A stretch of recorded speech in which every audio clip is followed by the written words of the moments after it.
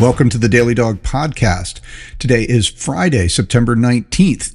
This is the 2025 season, and this is week 4, or 2504 as I'm calling it, and just my little number system to keep up with where we are. And this is the off week. So we are rounding out our off week podcasts. And first and foremost, I want to apologize for you listeners out there. There was no podcast for Thursday. We had a long Wednesday podcast and a long Monday and Tuesday podcast, but no Thursday podcast. That's not because of the length. I was just mentioning that they were long. No, I apologize. We're still trying to bring this podcast to a video podcast and take it out to YouTube, where you can see it on Substack on videos.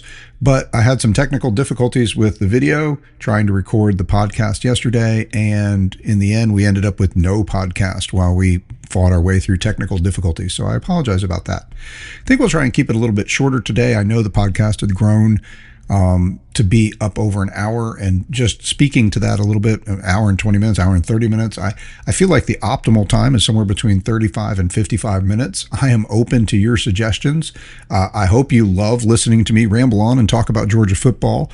And I think I've said this before. There's a lot of Georgia content out there. There's a lot of people talking both nationally that will, of course, speak about Georgia. One of the great things about being one of the top 5 teams in the country and a contender for the SEC and national championship every year is everybody talks about you. They have to. Your games are a big deal.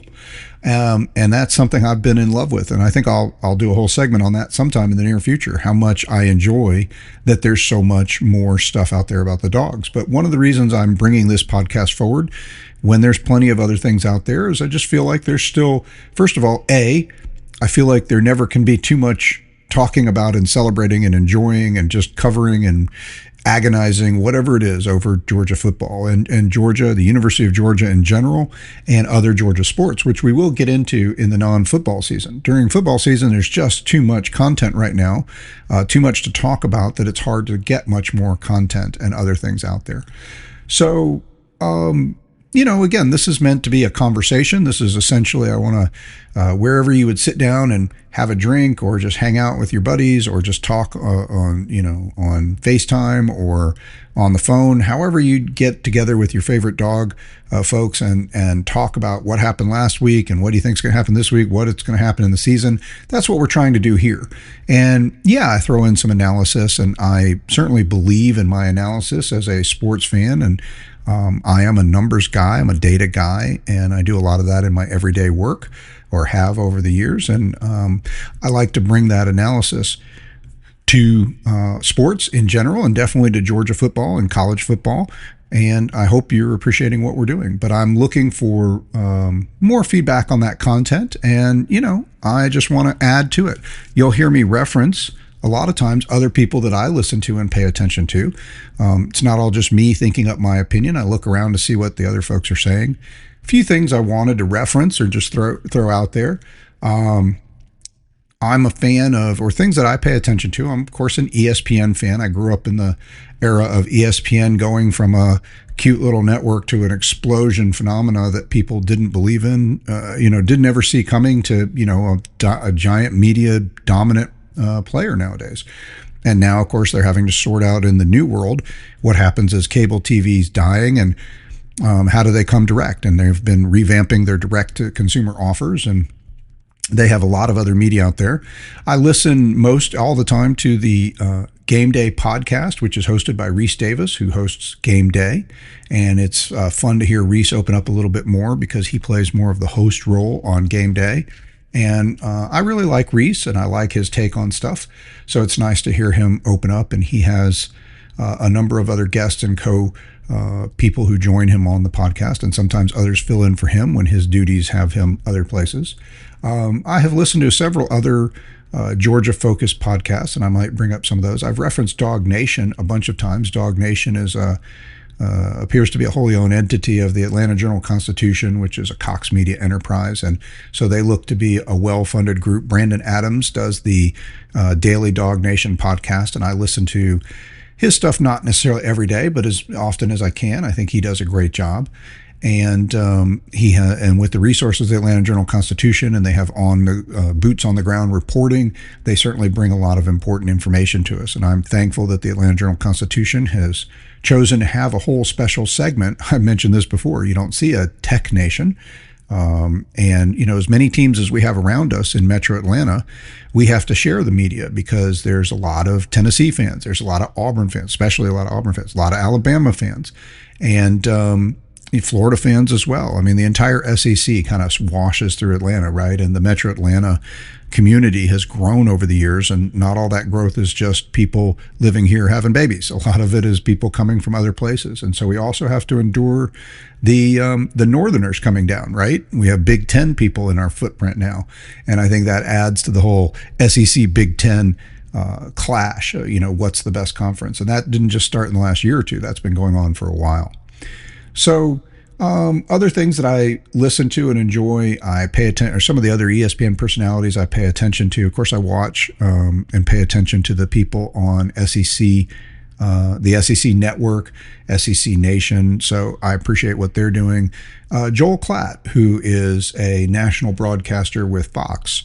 And so I mentioned before, if you're a Georgia and therefore an SEC fan, I think we tend to stick to ESPN most of the time and watch Game Day because they are highly tied to the SEC. We don't want to think that it's all just our network. We want to think that we get coverage that we deserve nationally as a team that of national interest. But there's no doubt that the SEC and ESPN have a huge partnership and investment in each other. So I think ESPN plays it as straight and clean as they can, fair. They'll go to Ohio State, Michigan, and set up Game Day there, or a big game outside of Ohio or Michigan. They'll go around the country, but they obviously are invested in the SEC and promote that quite a bit. So you have,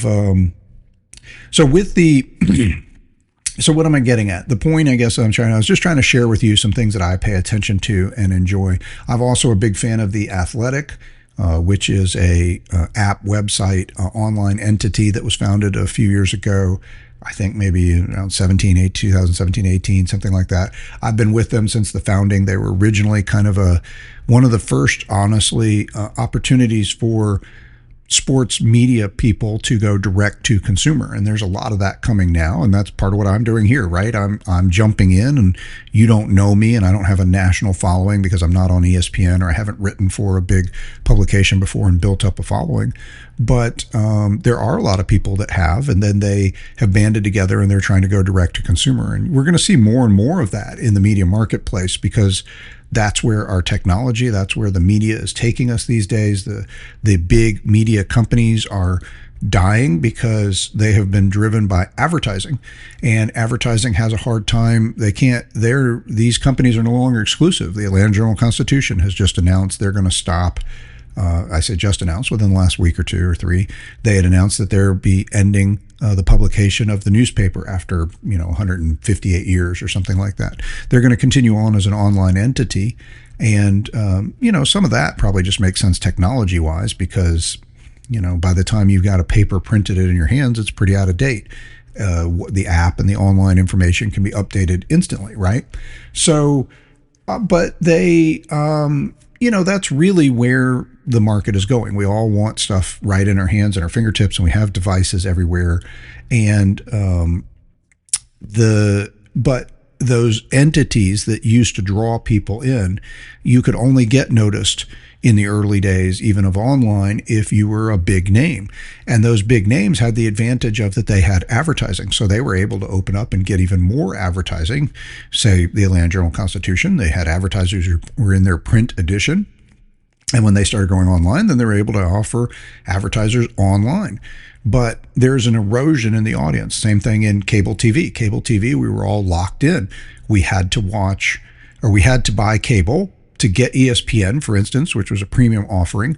And over time, people realized, because of the power of sports, ESPN is really what drove cable TV, probably more than, modern news and ESPN and the networks and HBO, Showtimes, and you could buy all those things separately, but they learned to bundle ESPN into every cable package or at least the premium cable packages. So if you wanted ESPN, you had to sign up for not the basic cable package and not the medium one, or maybe at least the medium one, and then the upper level ones. And especially if you wanted all the channels with all the games. And if you're a big time sports fan, then you're just nodding along. You know what I'm talking about because you've been trying to keep tabs on being able to watch your games and your teams the whole time, right? So, but now we've all been able to quote unquote cut the cord, as they started saying 10 or 15 years ago. And ESPN is now expanding what they're offering direct to consumer. But in the meantime, things like this, podcasts and other people have been able to go direct to consumer. And at first we were kind of like noise in the wind because there was no way to fight through those big, powerful networks and those big, powerful names. But now the consumer is actually less and less willing. They're not paying for cable anymore. So ESPN's not just raking in millions of dollars in guaranteed fees by making everybody in America pay for their full package. Now they're having to compete to get our attention and make us pay individually for what we want from them. And that's happening across the board. And so media across the board in all forms is slowing down. So The Athletic I was mentioning was an early attempt for a bunch of sports writers to get together and band together with a national coverage and writers in regions, writers that follow different teams and bring forth articles about their teams. And at first I thought it was fantastic. They had a number of great writers just covering the Braves and Georgia and Atlanta sports. And the New York Times bought them at some point and has not made them better. The New York Times, and I don't know if it's the New York Times fault or what the model is, but they have less good coverage than they used to. And it's not because the guys who were there are not really good. They are there, but they are really good. But a lot of guys who were there, like in the college football realm, they used to have Bruce Feldman and they used to have Andy Staples, and those guys are still out there in other places now, but they were a part of The Athletic. Seth Emerson has been the guy who was, I've mentioned this before, really locked in on Georgia. And so he would bring together multiple pieces just about Georgia football. And he still does Georgia football, but now they've expanded his role and asking him to cover more and more of the SEC. And they have less overall other writers and reporters who are covering the SEC. So he's covering a wider footprint. And some of the other guys that are still there, or some of the new guys, are helping him. But they don't necessarily have one or two guys for every team now, and then somebody covering the whole big picture. They've cut down, and I'm not sure why that is. I don't know if it's because, again, they're forcing a revenue stream that's built on advertising. I started talking about that before. Advertising, and I do have a point, and I'll wrap this up and get back to the glory of Georgia football in a minute. But just speaking to you guys as sports fans and media consumer, I'm sharing with you a little bit of my background so you get to know me. And this is a good time to do it because we have a little more time this week with the off week as we get ready. We haven't really started breaking down Alabama. We're going to do that next week. So I want you guys to understand what's my perspective. What do I listen to? What do I follow? What am I synthesizing as I bring together this information? Am I just pulling this out of the top of my head, or, is there some basis to it? And so the answer is there's a basis. I've had what I've been following for years. And again, one of the reasons I want to bring this to you guys is, like, for instance, as I saw the Athletic coverage decline, I found myself every day having less and less of the kind of material that I enjoy investing in, which digs a little deeper and is a little better constructed than, say, hot takes and quick flashes and, just trying to throw out headlines to make sure you'll click on it and jump in. I mean, I want people to jump in and be a part of this, but I want it to be that discussion. I want it to be, I keep using the phrase, like a deeper dive, a little deeper take,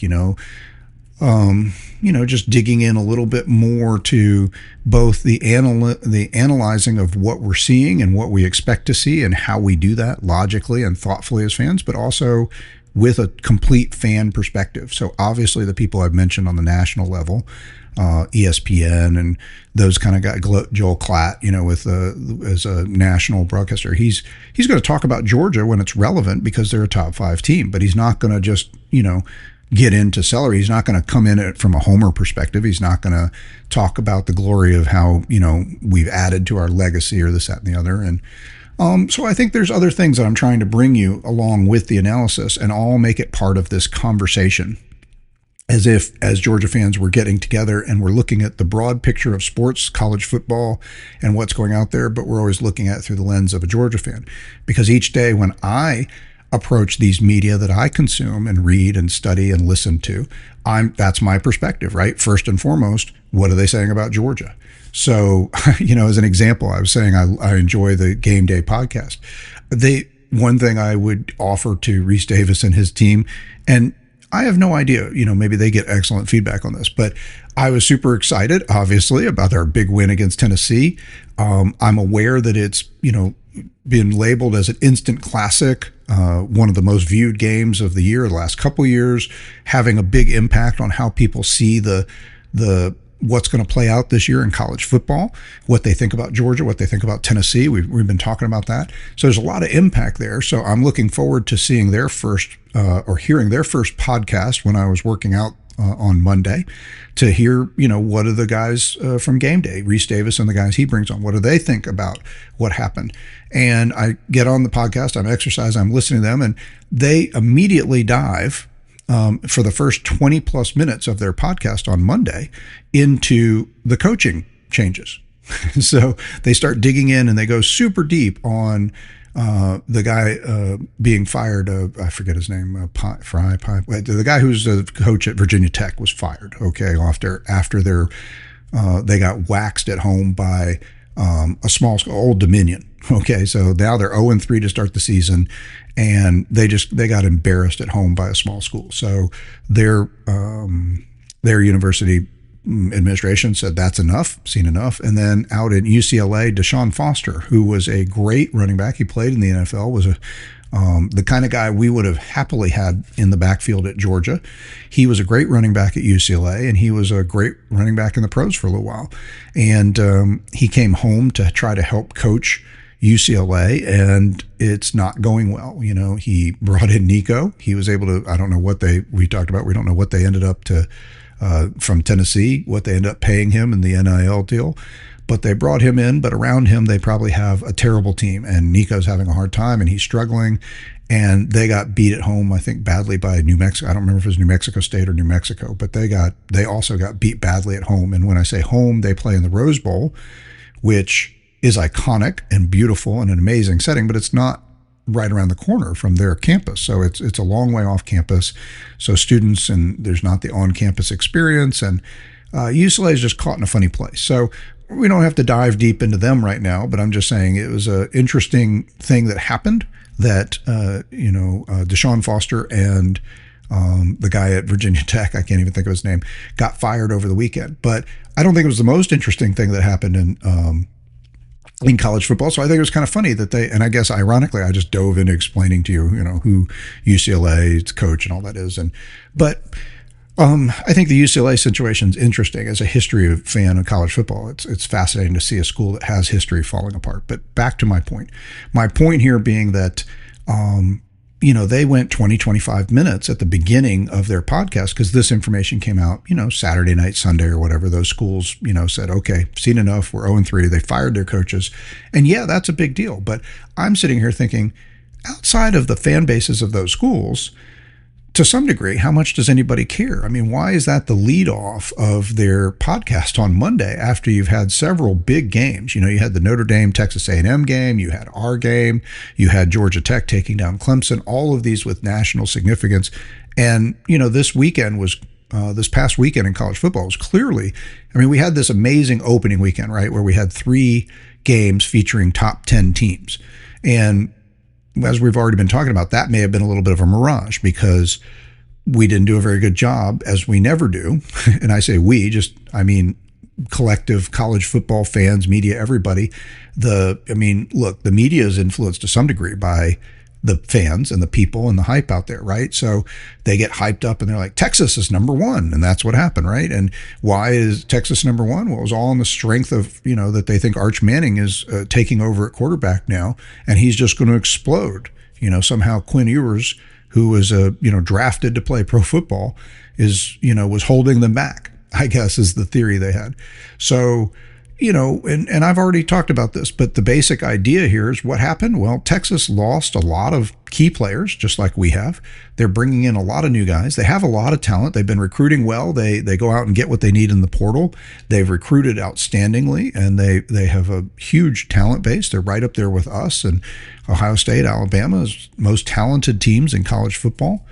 And, Arch is part of that. He's a guy who's recruited to step up, 5-star quarterback. They have new guys. They lost some of their defensive line. They got new guys coming in.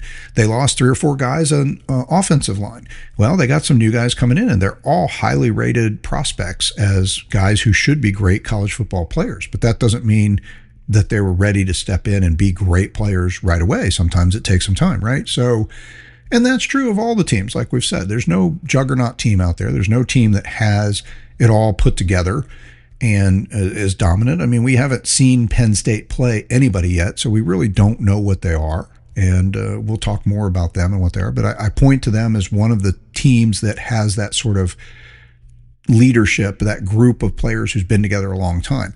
They have a veteran quarterback. They have veteran running backs. They have their offensive line. They have a lot of pieces in place that have been there for several years. So it looks like, hey, this could be a team that could matter. But we haven't talked about them at all so far. Why? Because they haven't played anybody.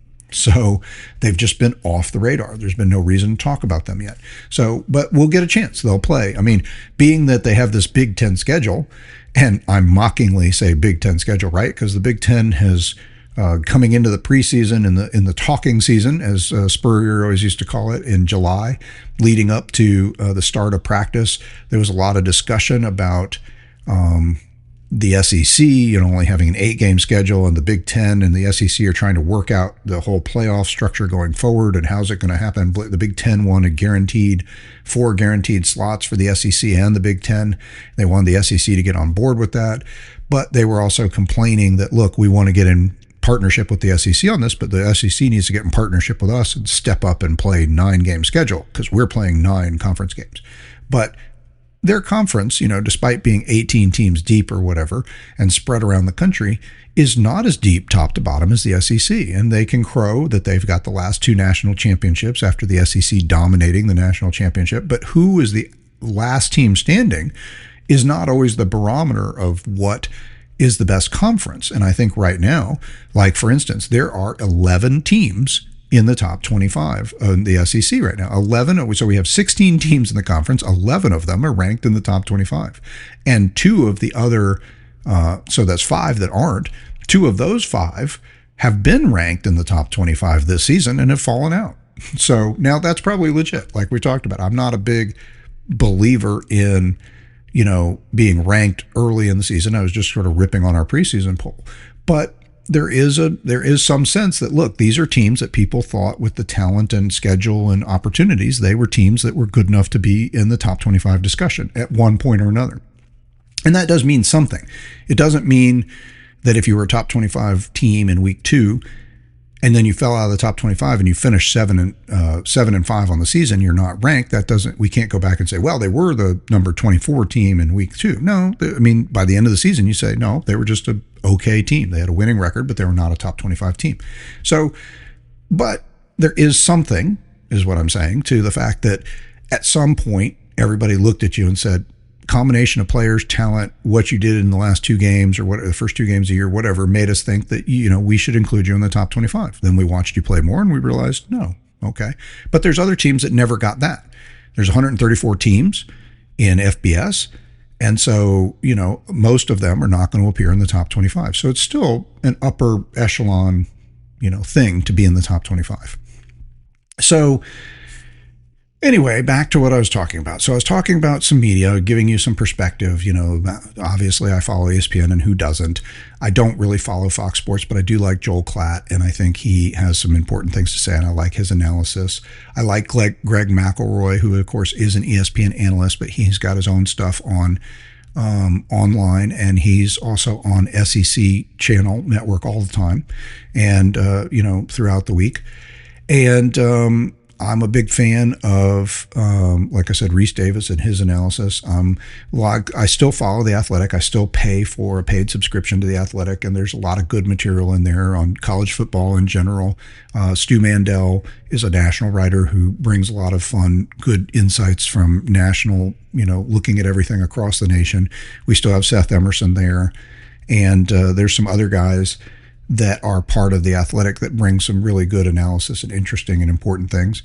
People I like over at on ESPN. I like Bill Connolly because he is a numbers guy and a number cruncher, and he's created his FPI. He's in charge of the ESPN FPI Football Power Index and the predictive models that they use to not just say, here's what we think is going to happen, but they actually run simulations based on the data inputs he's put together and run thousands of simulations. And I like what he's doing there, because college football is a difficult sport to pin down with data, even though we have a lot of data. And I think it does make sense to use his indexes are built on using, and Austin Mock is another guy who does this.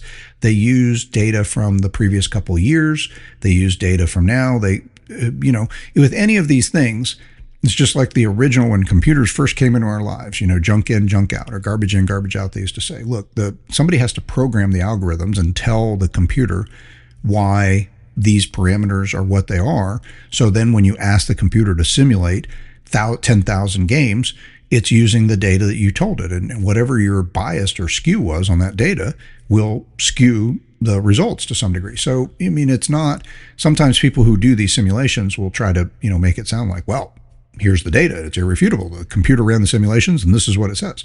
Well, that's still based on the assumptions that they made in the data and emphasizing certain things. But things that are important in college football and that I've been talking about that I think are important to me, but hard to gauge right now, especially when you've only played 3 games or 4 games, some of the teams.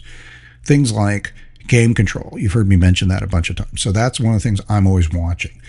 A team that can control the game is throughout the season is a team that has more, just exactly what it sounds like. They have more control over what happens. So if they can speed up or slow down, and I think so this is one of the reasons I'm bringing this up is we saw this again in the Georgia-Tennessee game.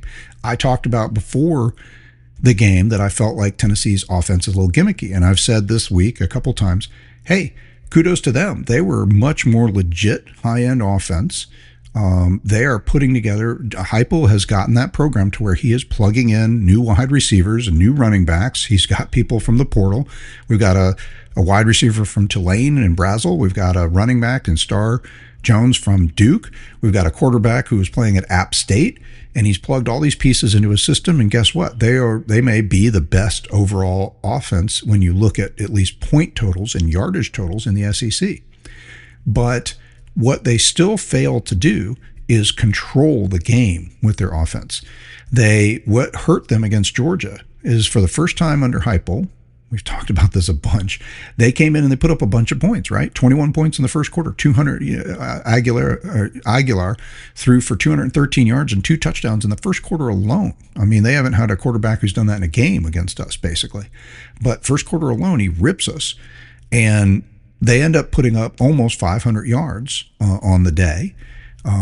But because they didn't control the game, they lost the time of possession battle. And I've already talked about this, but you can't underscore what this means and what we're looking at. And this will mean as we look at these teams and talk about who's going to be a real contender and who's not, this is one of the key ideas that I think is important. So all of this is giving you a basis. I'm slowing down a little bit to say, here's how I think and here's how I bring this together so that you understand where I'm coming from. And I want you to also understand and know, look, I make my own assumptions and I come to these conclusions, the way I think makes sense, and you either agree or don't agree, or people agree or don't agree. But I'm not just also pulling it off the top of my head and saying, well, I think this, I think that. I'm looking at some data in the same way I would look at it in business and say, I need to look at some data to make some decisions so we can decide how our company moves forward, or anybody else would do that. And so I'm looking at this data, but data is hard in college football because we don't get what would typically be for somebody who really can invest in the data. We don't typically get enough data on a college football team during the season until you're somewhere around game 8, 9, 10, 11, 12. Then you start to have enough data where you can look at it and say, okay, here's where the trends are. So, and that's why we were saying coming into the Tennessee-Georgia game, like what's real? Georgia's defense is lights out or Tennessee's offense is lights out. I mean, those two are going up against each other as the prime matchup. Which one's going to win? Well, as it turns out, the Tennessee offense won that battle. If you say which performed, we say, well, they lost the game, right? And there's a lot of things I pointed to and said, look, at this time, the Georgia defense between the second and third quarters was fantastic. Okay. 5 possessions, like we talked about, they either punted or had an interception. And that allowed us not only to get back into the game, but actually take the lead. So the defense gave the offense the chance. After the defense gave Tennessee everything they wanted in the first quarter, the defense turned around in the second and third quarter and gave Georgia back control of the game, or a chance to take control of the game. And that was the offense had to respond. And that's one of the things we were all most excited about, is what did the offense do? Because it's what we said. We don't know what our offense is. We think our defense is great. Well, our defense got torched in the game. Okay. And we're still questioning and saying, well, what does that mean going forward? Part of what I'm saying is, look, Tennessee's a more legit offense in terms of being able to do it against a really good defense than I thought. Now, I'm still deeply concerned. And I heard, I haven't seen what podcast or what article it came from. I've just seen the thing out there somewhere where David Pollack, again, a guy who's putting material out there, and obviously you all know who Pollack is. So I think Pollack's brilliant. I mean, Pollack knows more about football, than I could possibly hope to know. From his insight, both as a player, but also following it and analyzing it, being on TV, and he does a great job. So Pollack, I think, David Pollack's quoted as saying that he didn't see guys winning, or any guys who looked like they could win the one-on-one battles on our defensive line against Tennessee's offensive line. And I definitely think on the day, it seemed like Tennessee's offensive line, which, like our offensive line, was replacing a bunch of guys and didn't have a lot of experience, they seem to hold up better than our offensive line did, right? We have a lot of consternation about our offensive line. So I think that the key idea is Tennessee emerged in the national media, and with a lot of people, as a team that looks more legitimate. And yeah, I'm basing that on saying, well, they got against our defense. And look, maybe we don't have the kind of upfront presence and pass rush that and pressure on the quarterback that I was hoping we would. And clearly we had 2 guys who were awesome at that and were drafted last year as first round draft picks. So, it's maybe not surprising that the next guys up didn't have as good a day, or maybe it was just the way the game went. Maybe it's just, again, Tennessee's offense and the way they were able to control that part of the game. But what they were not able to do, and this is, I think, an important point, Tennessee was not able to they had to move the ball quickly. The gimmick part that was still there in their offense is they scored when they were able, mostly. They had maybe, I think, one drive. We talked about their dime of possession and drive times earlier this week. And so, yeah, we know they had one drive only that was over 3 minutes. And it was a 5-minute drive, a 11, 12, 14 play drive, 5 minutes, and they scored a touchdown. That was, I think, their third drive of the game. So they did show the little bit of dynamic. We don't have to just do it. But for the most part, when we got them on those drives in which they failed, 5 straight drives between the second and third quarters, they didn't even get first downs. And when they couldn't get a first down, they didn't even have a good play on first down. And Kirk Fowler, I think, did a good job in the broadcast pointing this out, that like they can go fast when they get a good play on first down, or they get a quick first down. Then they can line up quick and just start boom, boom, boom, hitting it, right? And that's still, and a lot of teams use tempo. They didn't invent tempo. And sometimes we'll use tempo, as they call it, which means go fast, right? Get the first down and then jump right up and go for it. And there were plays, we used tempo in the game against Tennessee. But Tennessee was not able to consistently score and control the game with their offense without being able to get that first down. When they didn't get that first down, when they didn't get a good first down play, then our defense was able to get in front of them and stuff them.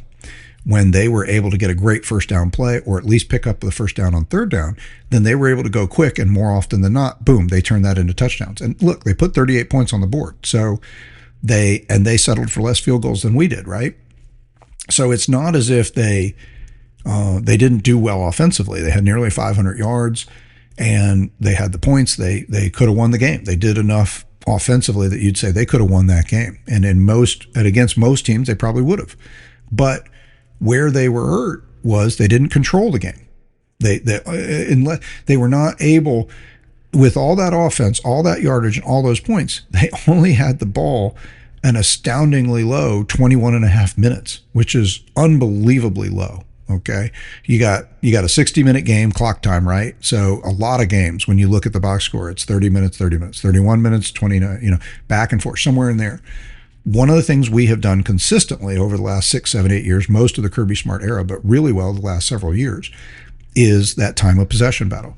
We are usually 2, 3, 5 minutes on the season, okay, up in time of possession.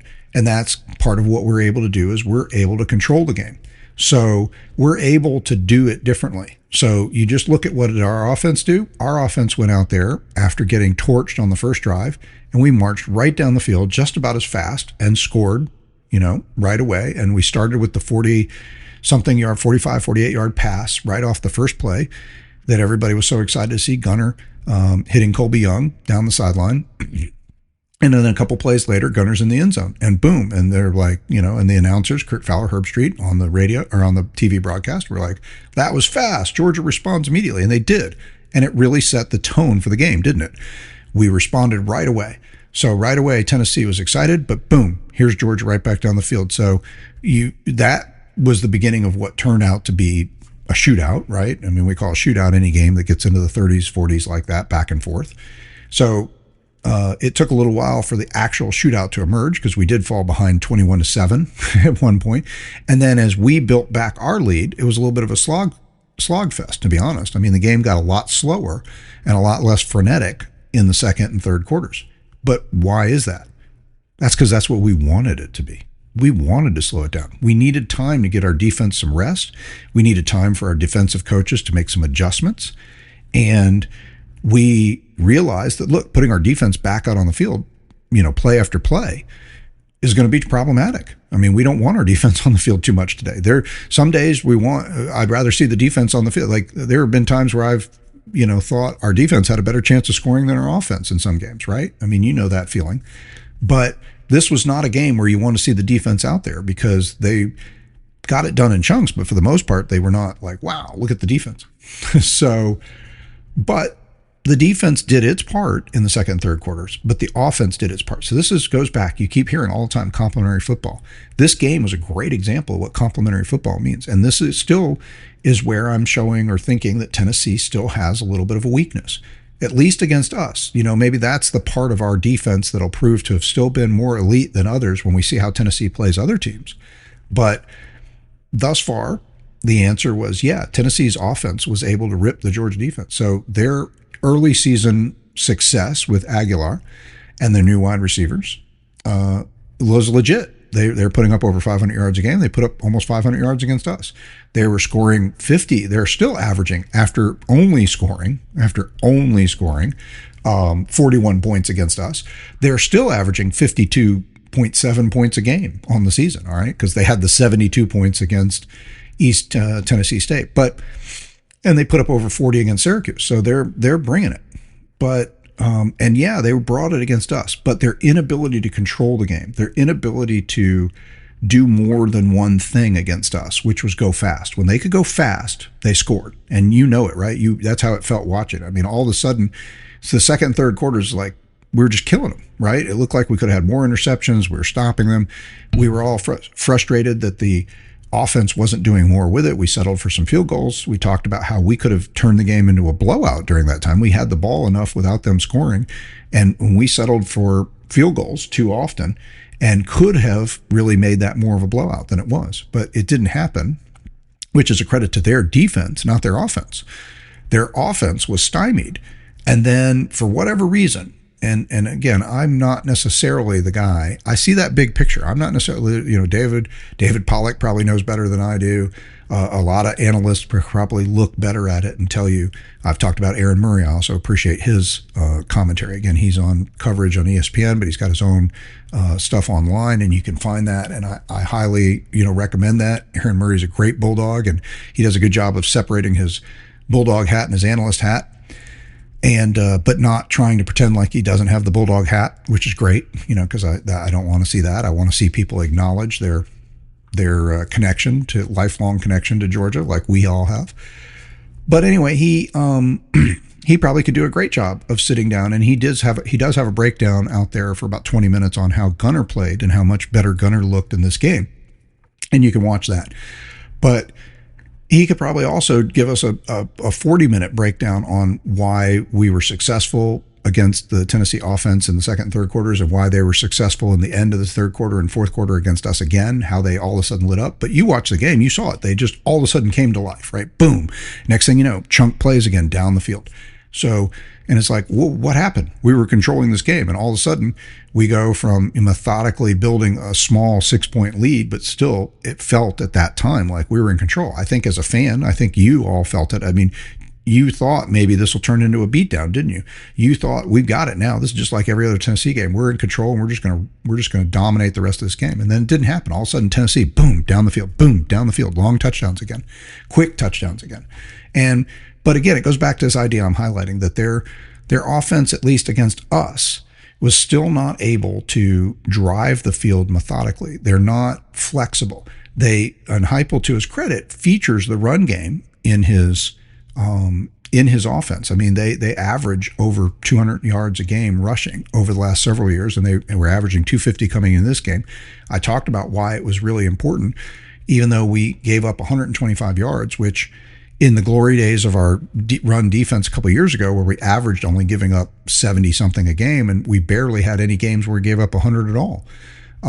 So you'd say, well, 125 was not great. Well, this, that's 125 yards less than they were averaging coming in. Again, all the stuff we talked about against the competition, right? But you look back over the last couple seasons, they average over 200 yards a game, 225 yards a game, season long. So going back to what I was talking about statistics, can't say a lot about what their run game really is right yet this season. But historically, and I will give them historical credit, even though the players change and there's different guys there, it's the same coaching, and we see that, right? Our team largely plays with the same identity under Kirby Smart the whole time. And, that's one of the things I think they're getting back to that we're real excited about. Fire, passion, energy is the logo, or not the logo, the motto this year. And I think that's what we saw more of than anything else against Tennessee. And it was more of what we felt like we were missing when we watched the Austin Peay game, which was a slog, right? But then it was a weird game with the weather delay and all that, right? They looked pretty sharp against Marshall, and they look good against Tennessee. And then going back to another theme I've said, but we play our game. We play the same way all the time.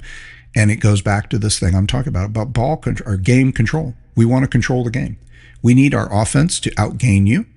Maybe our offense only ends up putting up 375 yards in the game because our defense held the other team to less than 200, 196 in the game. So you still have a yard differential each game, or in a game like that, about 180, 175 yards. That's kind of where we live. Our team is usually successful when we're able to have a yardage differential in the game between our offense and the other team's offense of around 150, at least 175 or more.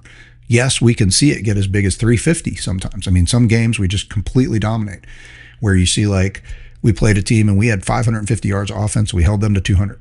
So 350 yard differential. That's unusual. Okay. And Tennessee, even after the game against us, they're still showing a 300 yard differential right now. But that's what I mean by the stats are way too early. There's just not enough you can do with that. So you do go back and you look at the history and you look at the coaching trends, and does that history of those coaching trends give you enough to go on to tell you something important? And I think they do. Josh Heupel, what he's built and the consistency of it, he features the run game in that spread offense, and he uses that. And against other teams, and this is where the Georgia defense still succeeded. So here's the final point on that. The Georgia defense, in its own funny way, still succeeded against Josh Heupel's offense in that we held them to 125 yards rushing. And that kept them during the second and third quarter. They would like to have slowed down. I think Heupel's smart enough to know he cannot just bomb the whole game and keep scoring in 1.5 minute drives. That gives Georgia too much time, not just Georgia, any good team, too much time to respond. But our defense, even though they were getting torched on the throw early in the first quarter, 213 yards to Aguilar in the first quarter, by the end of the first half, they'd only rushed for 30 yards. And they'd only rushed for about 60 yards through the end of the third quarter. It was only in the fourth quarter that they actually started getting some run. They got half of their yardage in the game in the late third quarter and fourth quarter as far as their rushing yardage. And it almost proved to be our demise because they, like I talked about in the previous podcast, they largely ran the ball at us on that final drive. That was Josh Heupel coaching in a smart way. He's got 2 minutes and 32 seconds. The game is now tied, but he can still win this thing if he can eat the entire clock and set up a game-winning field goal. And, as the reality turned out to be, that's the smart coaching move. Maybe he would have been better to coach the way he coaches or the way his team normally plays. Maybe they'd have been better off just gunning it down the field. Even if they scored in 1 minute and 10 seconds and gave us back the ball, they might have been better off taking the 7-point lead and forcing us to drive the field with a minute or so left to tie the game again with another touchdown, making us have to play for the touchdown. They might have been more successful than that, than just trying to line up for a 40-something yard field goal. Now, I know their field goal kicker is pretty reliable. And he, on the season last year and for the season thus far, he nailed a 48-yarder, no problem against us in the drive before the last drive where he missed. But ending up putting the game on a 43-yard field goal is maybe not the best coaching decision. I'm not trying to rip Heupel. Again, I think he's done a great job. But in the end, it obviously didn't work. You would have felt like he could have had that. But that's where the defense just stood up a little bit for us, right? They kind of got gashed and they gave up a lot of yardage between the 25 of Tennessee on the other side of the field and about our 35. But they did kind of lock it down right there. And even ended up sort of, I don't know if they had much of a role in the false start penalty or not, but the false start penalty pushed it back, made it a 40-something yarder. I mentioned before, I don't know if that made a difference. I mean, I think he just pushed the kick and it was off. I mean, it might have stayed inside the uprights if it was a 25-yard kick, because it obviously, when you push it, it's just going to keep going right the longer it has to go. But I don't think the 5-yard penalty, I don't have the physics calculated on this, but just watching it a few times, I don't think the 5-yard penalty was the difference between that ball going in or not. He had the distance and he just pushed it so hard that I think even from 38 yards, it probably just misses wide right still. Or maybe it hits the upright. Maybe it hits the upright and goes in. I mean, it certainly would have had a better chance if it had been 5 yards closer. But in the end, the one thing our defense won, I guess is what I'm saying, is we won against the run. Even though they doubled yardage on us on the season, we were only giving up 60 yards a game. We gave up 125, but we held them to half of theirs, right? So when you look at those little adjustments, they had half the amount of rushing in the game that they'd had so far in the season, and a lot less than Heupel's been averaging the last several years with his teams. And we gave up twice as much as we'd been giving up against the weaker competition, and they were better running than I thought they would be. Again, I sort of mocked the idea that their main running back now replacing an NFL guy is a guy that transferred from Duke, but hey, he got the job done. So he had a healthy like 60 yards on 9 carries or something like that. But anyway, very respectable play from the run, and they nearly were able to eat the clock, and they did. They ate the clock, and had they made the kick, they would have won the game. And like I said yesterday and the day before, they make that kick, all of this discussion about Georgia changes. Okay, but they didn't make the kick, and to our defense's credit, our defense controlled the middle portion of the game and kept them. And also controlled the entire game in one way, which was they were only able to score when they were able to pass for long plays, get 50-50 balls outside, which they won, and we didn't get enough pressure on them, and we didn't force them out of that. But when they tried to be more diverse and run the ball and eat clock and do different things, they weren't able to. And so that left us with a huge We had 17 more plays in the game. We had a huge time of possession. That gave us the opportunity for our offense, which is able to do a lot more things. And you saw them do it all. We were able to run for more yards in the game. Although, frankly, we only averaged the same number of carries. We forced them into not using their run game. So that's where we controlled that aspect of the game. And that control is what allowed us to win this game and to come back. And they were not able to force us to do anything. In fact, a couple things I want to make some points real quick, and then we'll wrap it up for today. This was a statement win in a lot of ways. And I know a lot of people already said that, but the statement here was we played with fire, passion, energy, and we've talked about that. The statement was, and I appreciate, and this going back to people I was looking at this week, see what people are saying. A lot of people are recognizing. There's still some people who say, look, the SEC is wide open, could be anybody. Georgia's one of those teams. But you have multiple people, and Joel Klatt, in his analysis this week, has come out strong and said, look, the SEC goes through Georgia. Until proven otherwise, the SEC goes through Georgia. So we came into this season for one reason or another, even though we were the defending SEC champion. We came into this season maybe not with that respect that we probably have deserved historically these last few years. We were still a top team, and we probably should have, had that respect of, hey, until proven otherwise. But nobody jumped on that beginning. They thought we're one of the teams that could. They didn't like how we played in those first two games. None of us did. And so the perception was other teams like LSU that beat Clemson. Maybe Clemson's a paper tiger. Anyway, the other teams like LSU were getting a little more love.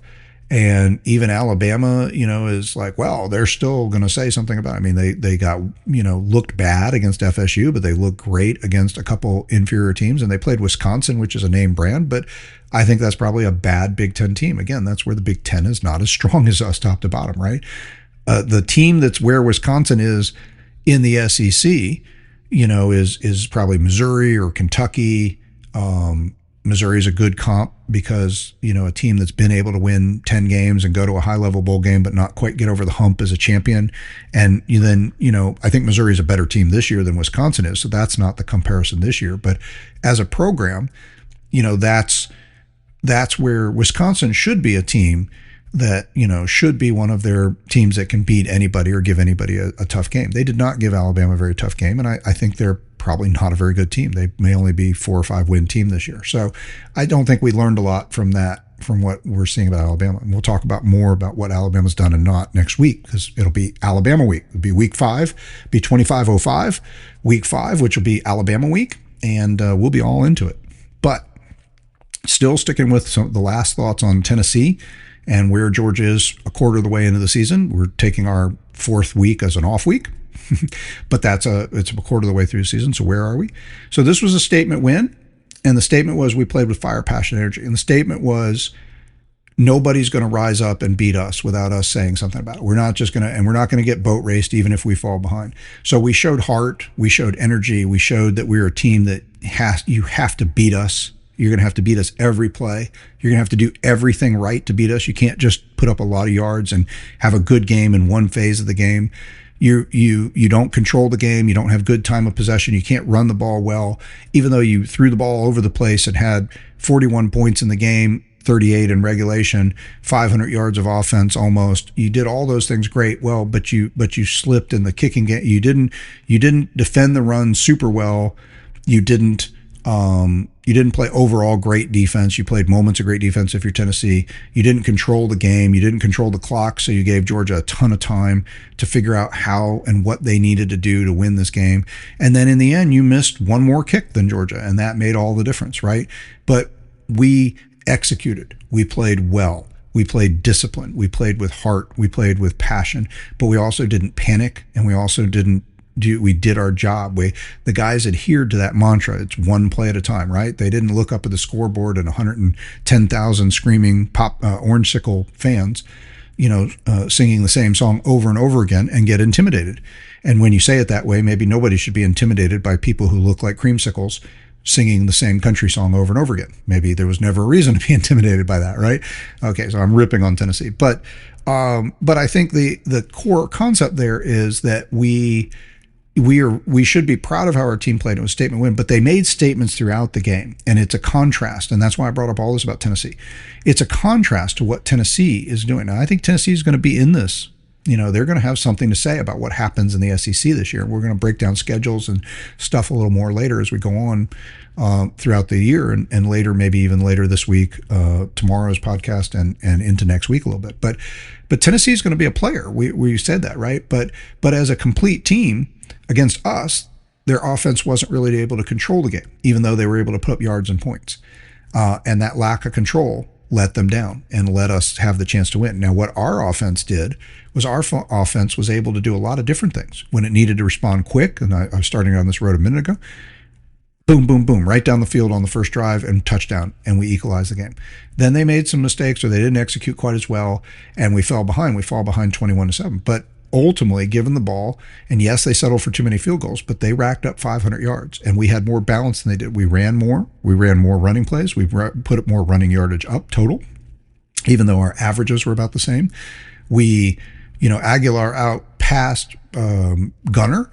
If you look at it and say, just in terms of, yardage, he put up 371 yards, okay? And Gunner, I think maybe 4 TDs. Gunner was 304 yards and 2 touchdowns passing. And they both ran for a touchdown. So there's some good comps there. But Gunner's the guy who really surprised people more, and more people are talking about, because they say, okay, wait, Gunner is a legit big-time quarterback. He can respond in the moment under pressure on the road in the SEC. And I think Aguilar proved himself, but in some ways people were already like, okay, he lived up to the hype. But again, wasn't enough. Our offense was able to do what it needed to do throughout the game. Strike quick, did that. Settled for too many field goals, yes. But then again, go back to that drive we talked about being a statement drive coming out of the halftime, where Kirby said we need to pound their ass, and that's what they did. 13 out of 14 running plays. And the 14th play was a check down to the running back. Okay, so it was effectively a run play as well. So now, disappointingly, our coaches decided to come right back the next time we got the ball and a chance to go to a 2-score lead. We talked about this the other day, and try to do it again. Just pound them and just just take the game over that way. And then Tennessee responded. Kudos to them. So their defense was a little more flexible and made adjustments, but their offense only got going again when we left room and space. We started, and so we were trying to pound them and take the clock out of the game and shorten the game and just finish it, right? And we weren't able to do that. And so we gave them back the ball, and then they got a first down, and then boom, right after a first down, then they're going deep. Next play, downfield, 50-yard touchdown. So we gave back control in that moment, but that's all they could do. They were not able to consistently run the ball against us, and we were able to make different statements. We need to score fast. We did that. You want to respond in a tough environment on the road? We did that. We showed that at times, not all the time, but we showed at times we could man up and just out physical you. And we made a statement like that during the game. So we made a lot of different statements. That's why I say a statement game. It's not a singular statement game. We made a lot of different statements. Gunner Stockton, he's a baller. He can play, and he can respond to whatever you need him to do. Our offense will play the complementary football we need it to. When it needs to, it'll slow the game down and grind out the run. When we need to score quick, we can go up top and score. You need us to throw a long pass on 4th down, we'll do that too. So it's worth noting that 4th down, 4th and 6th play that scored the tying touchdown, 28-yard pass, was the exact same play, if you watch it, that was the first play to Colby Young, that was the long bomb. So both of them perfectly thrown balls by Gunner. So I think we can all look at that and say, all right, in Gunner we can trust, right? He can rip it downfield when he needs to. But we can also take the air out of the game and the ball and grind clock, and we put 38 minutes of time on the, time of possession. And again, we needed that time to slow it down, help our defense. It's that kind of flexibility that we showed. We showed that we'll play with you. If you want to win the SEC, you got to come through us. That was a statement. We showed that we can run the ball if we have to. We showed that we can throw the ball if we have to. If we need to grind out 500 yards and play a shootout, we can do that. So we can play a lot of different kinds of football, and we have the weapons and the ability and the coaching to do that. And so that is going to give us, when we talk about later, looking at all the teams, we start moving towards the playoffs as a season, that gives me a lot more confidence about what this team can do when it gets to the playoffs, to say we can do a lot of different things. And we made a lot of those statements in this game, and we showed it. And another one we showed that I think was important is this was also a historical program win, I'll say. This is one of those games you win because you've been winning. This is a game that you won in part because you've been, again, everybody is saying now, well, the SEC still goes through Georgia. Okay. They didn't think that for some reason coming in. They thought, well, maybe there's finally been enough attrition. Maybe Gunnar Stockton really isn't the guy who's a championship guy. So maybe Georgia isn't and we don't know who all these new defenders are going to be. But in the end, we came in and we showed, no, it is coming through us. No matter how good you are, no matter what you do, and you're going to have to, like I was saying a minute ago, you're going to have to play a perfect game. You're going to have to do everything right. You can't miss a field goal. You can't not own the time of possession. You can't throw an interception in the game or stall a drive. If you do, we can match whatever you can do. I can do whatever you can do. I can do whatever you can do better, right? So we put up a few more yards, a few more points. We made all our kicks. We won the game. And so, I want to go back and I want to reclaim that. I know Kirby opened this door for the idea, and he said, they deserve to win. Look, they played a great game, and they deserve to win in the sense that they did enough to win. Let's say it that way. They could have easily won, and I would have given them all the accolades had they made that kick. And I'm not unaware that if they make that kick, like I said, now we're looking at our defense and saying we got torched. We're looking at our team and saying they weren't able to do what was necessary. There's a lot of questions we're going to have, and instead of being all hyped up, we're going to be a little down, and we're one down in the SEC. And now the SEC isn't going through us because we're behind. We've got a loss. Okay. But the SEC is going through us, and we made that statement. And I just think it's important. This is a concept I was talking about the Ray Goff era when I was a freshman in the early years of my time. And one of the things that happened a lot of times from Ray Goff, Jim Donnan, and then even Mark Richt. And this is one of the reasons Mark Richt in the end, and I'm going to talk about the history a little bit as we keep looking at our rivals and talk about how Mark Richt turned it around against our rivals. Okay. And Jim Donnan won the first win against Tennessee to break the 9-game losing streak against them. So he did some things to turn it around against our rivals too, but not in the way that Mark Richt did. Mark Richt turned it around against our rivals, and we're going to dig all into that one day coming up. But it's important, and the reason I note it is to say this is, when we were trying to get back up on top, the Ray Goff era was a lot of 5-6 and 6-5 and 6-4 years, with a 1-9-3 and 1-10-2 season. Jim Donnan came in, and his first year we were 5-6. Well, he's a new coach. He's working it out. Second year, he leaps up to 10-2. But that was a high watermark. Then he's 9-3 and a bunch of 8-4 seasons, or I say a couple 8-4 seasons. And then we thought, okay, he restored us. Okay, we stopped being 5-6.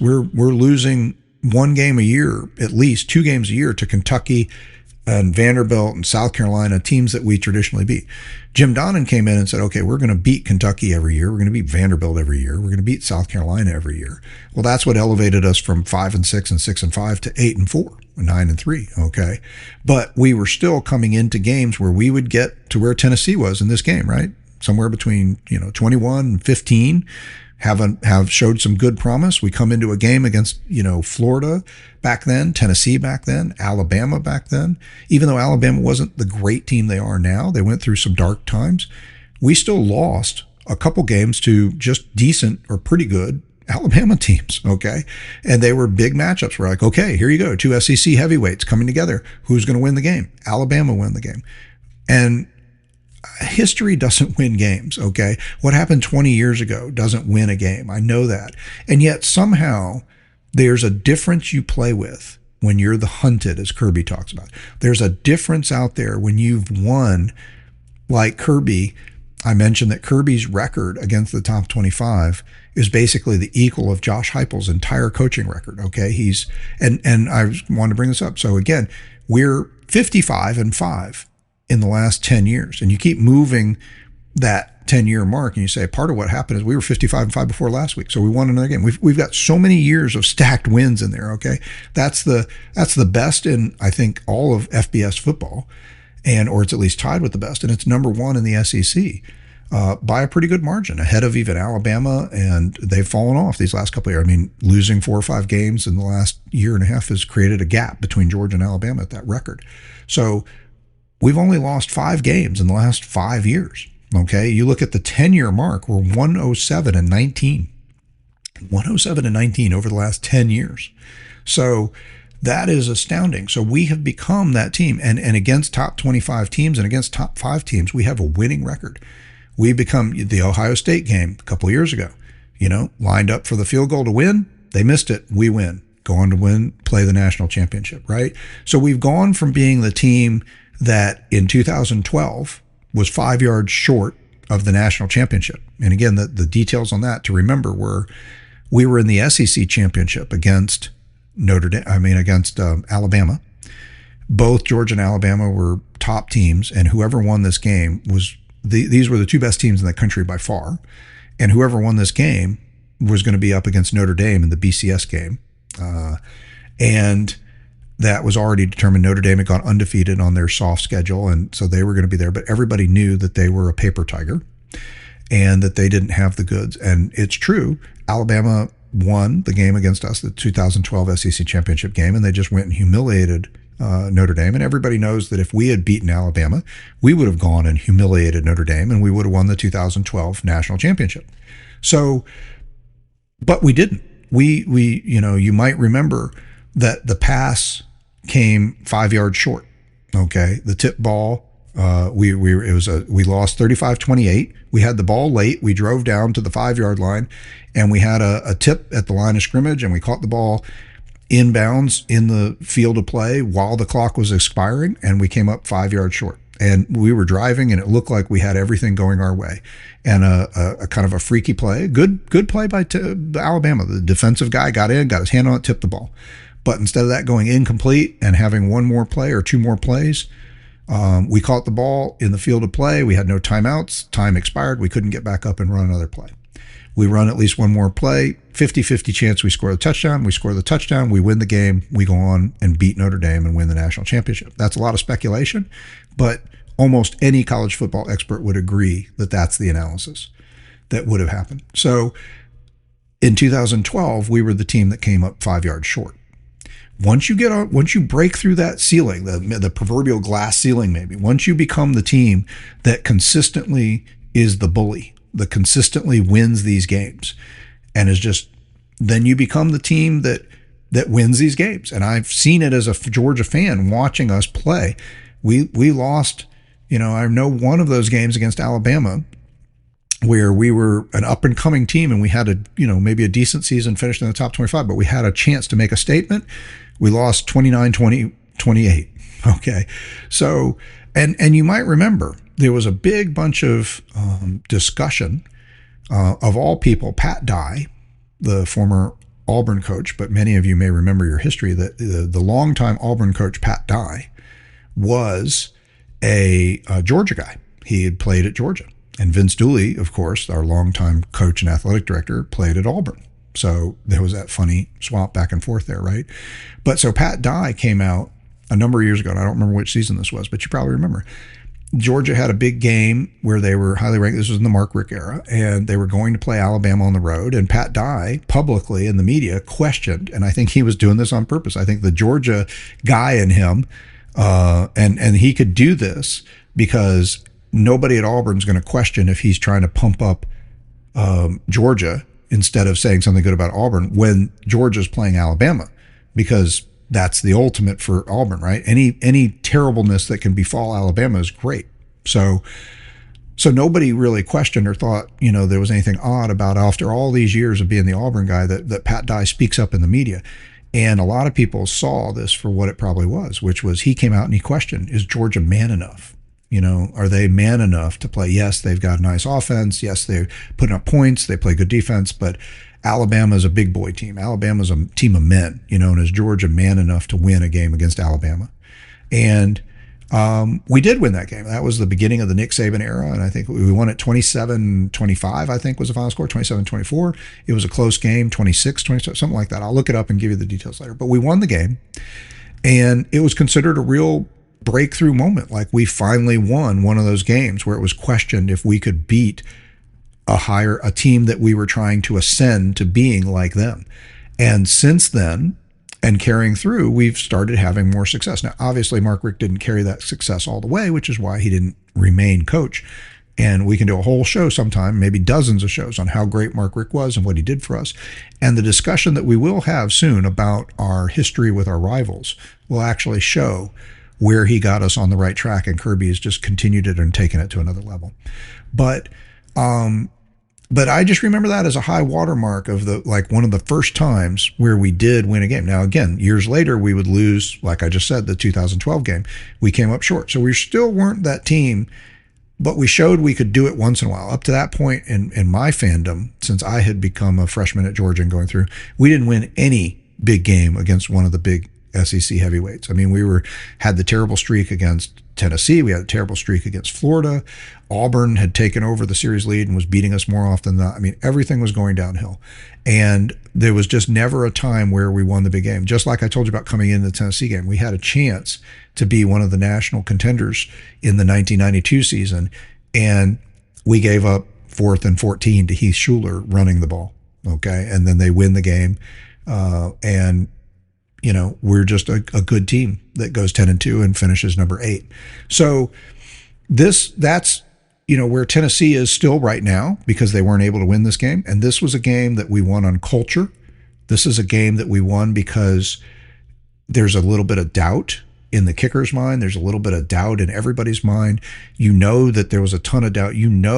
The tension in that stadium was unbelievable when they jumped out to this 21-7 lead and they're throwing the ball all over the place. And then all of a sudden in the third quarter, we pound the ball down the field for, 14 basically run plays, take the lead.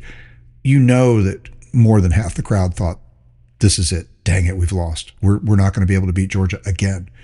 And even as they took the lead again, and even as they watched it be a back and forth shootout that ended up, one of the reasons I talked about, I've never seen anything quite like how they exploded on the kick, even though it was wide and way wide. And half the stadium for Tennessee fans responded that they'd won the game, only to find out they didn't. I'm sure a lot of that was the pent-up anticipation I'm talking about. They want to be that team that gets back over the hump. They were that team in the 90s, right? I mean, although they lost more than their fair share against Florida, they still won their games against us. They won a national championship in 1998. They won some SEC titles. They got there. Okay, they could get over that hump, and for a long time we weren't. Well, now we're not only over that hump, we're the bullies, and we are the standard that you have to go through, and that's what this game proved again. And it was that statement, and we showed we could do it in a lot of different ways. We showed that we're a highly versatile team. We can beat you at your game, or we can beat you at our game, and we showed that if you're going to win the SEC championship and maybe the national championship, Georgia's going to have something to say about it. You're going to have to beat Georgia. And to beat Georgia, what we showed is you're going to have to do it all right. Not 99% right, but 100% right. And the great thing about being us right now is we weren't 100% right in that game. So we won a game under an incredibly difficult environment where, and this is one of the big takeaways you can take from that and say, well, it was a close game. It could have gone either way. We could have lost. Yeah, all that's true. But we won a game that we probably shouldn't have won, and we didn't do everything right. And Tennessee did nearly everything right, did nearly everything they could.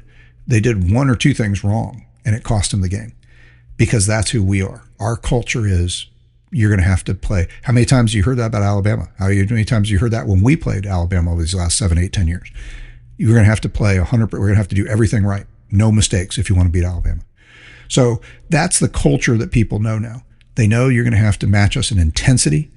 That you're going to have to man up and play us, man to man, and win the man on man, one-on-one battles. You're going to have to do everything right, that you can't expect to just, get over on our defense and win the game, because our offense is still may not be as flashy as other teams, but if it needs to, it can put up the points and the yards, or it can grind it out. Whatever we need to do, this team is built to do it and has the tools. Now, I'm not saying it's not perfect. I'm not saying that means we're winning the national championship. don't hear, as a pastor I like to listen to says, don't hear what I'm not saying. I'm not saying that's it, anoint us the national championship. I'm not saying that. I am saying we have the tools. We are still the team that you're going to have to, we are now that bully that we showed on last Saturday against Tennessee. We're the team, you got to do it all right. You got to bring all the energy, all the passion. You got to win the one-on-one battles, and you can't miss a kick, and you can't make a mistake, and you can't have a false start at the wrong time. If you do, it's going to cost you the game. And that is a culture thing. And that's where we're winning games now, in part because what we've been doing for the last 7, 8, 10 years, ever since Kirby got there and established that culture, that you're going to have to bring everything to beat us. And when you know that, I'm sure it eats on you when you're the other team. When you make a mistake, and then you end up, doesn't that mistake cost them? They missed the game. And I think everybody knew when that happened, the door was wide open and that Georgia had a better than average chance to win. They still could have won it in overtime, but they didn't come out with fire in overtime. They gained 1 yard and kicked a field goal. And then we ran 3 plays and we're in the end zone. So, we out fired them at the end. We had more passion and energy, and we had the belief. We've been there before. We know we can do it. We expect to do it. They know as soon as something goes wrong, it gets in the mind of the other team. Oh no, it's going wrong. We had to be perfect. We're not perfect. If we're not perfect, we can't win this game. We're already not perfect. So culture is helping us win. What we've done in the past, I do think, as silly as that may sound, because history doesn't play football games, but I think what we've done in the past has made a difference. And we really saw it in this game. This was a great game to talk about that and feature that. So that's where we'll wrap it up for today. We'll be back tomorrow with another podcast for Saturday. We have no game, so hopefully you'll just dig in and we'll dive in a little bit more into the big picture around the SEC and Georgia football. There's some games out there that might matter. There's at least a couple games that matter as the way we think of the teams that are contending and building towards potential playoff spot like us or SEC championship. One of the most interesting ones in the SEC is probably the Oklahoma-Auburn game. I don't know that I'm going to anoint the winner of that game as anything super important yet, but we'll know more about both those teams, and one of them, whichever wins them, will definitely have a leg up. There's 9 teams so far right now in the SEC, I think, are 3-0, and even Tennessee with a 1 loss, and I think in Alabama with 1 loss, even though it's not an SEC loss. Those teams still have something to say too. So more teams are in than out. Not much has been settled. Even if it goes through us, there's a lot of football to play. So have a great Friday night. We'll be back tomorrow morning with a podcast for your Saturday. Hope you get a chance to do some fun things on Saturday where there's not a Georgia game to watch, which means you're free to just do whatever you want. You don't have to lock in on the Bulldogs. But you can listen to the Daily Dawg podcast and share it with your friends and family. I'd love to get mail or commentary. You can always email me, mail@thedailydawg.com. Share your comments or put comments in anywhere that you get your podcast and you listen. Feel free to put comments in there. Love to respond to some of your comments out there. So have a wonderful Friday night. Have a great Saturday. If you don't come back, or a great weekend, I hope you come back and join us. But until you do, go Dogs.